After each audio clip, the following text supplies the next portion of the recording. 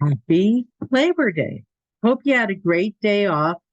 And I'd like to talk about celebrating the work that you do because Labor Day is the workers' holiday. Over the past 10 years, people have begun to make changes in the labor market because we've begun communicating with one another. It's especially so when we find people going through the same things that each of us are going through. I've joined a couple of different support groups on some of my social media outlets, and I'm sure you have. The workers of America are telling about some employers or clients that like to belittle us on everything from our accomplishments to our bank accounts.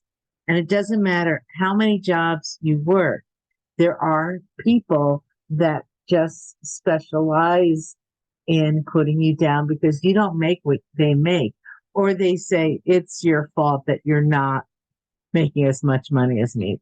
It's horseshit. Not all of us conform to their standards.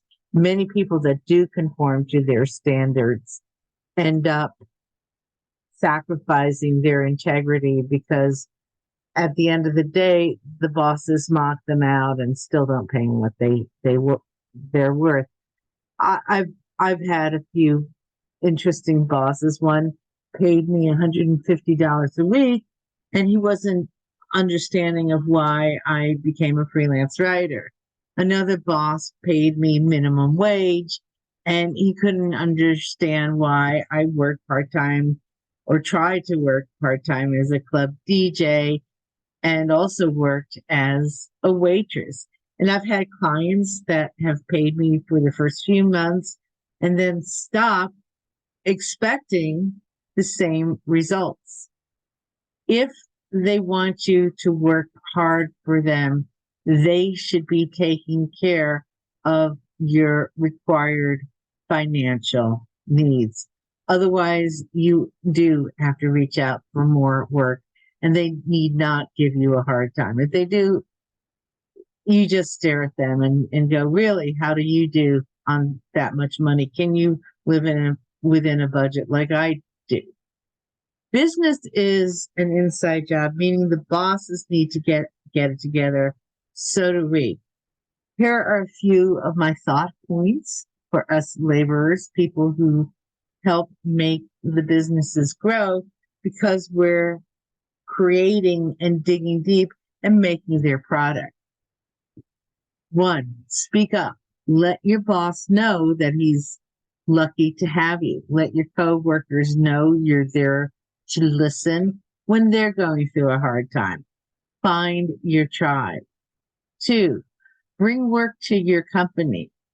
Find projects that your clients or your boss find projects that they're capable of doing.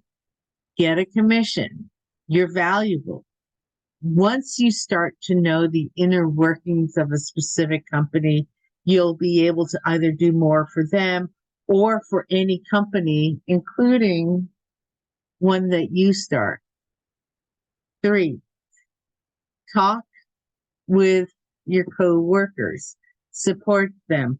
Don't tattle on them if they have grudges against the company or a destructive co-worker. Hear them out, help them. Realize that sometimes you do have to protest against either a co-worker, more so the employer. Sometimes there are strikes. We know that from the news. Do not cross the picket lines. Most strikes happen to improve the businesses and how they deal with the workers. If you have unhappy workers, you do get unhappy product. Strikes happen to also improve worker productivity. Emphasize that. If you cross the picket line, you're going to have more BS to put up with on the job, including less pay. The bosses are going to think that you're desperate for work and they'll take advantage of you.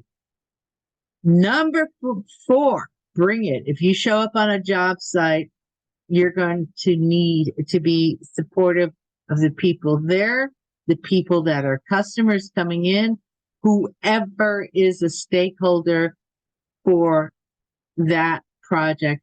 Or if it's a gig, if it's a one night gig, bring it. Don't complain about little things because nothing is perfect. Complain about real things like bosses stealing your ideas or hurting the co-workers.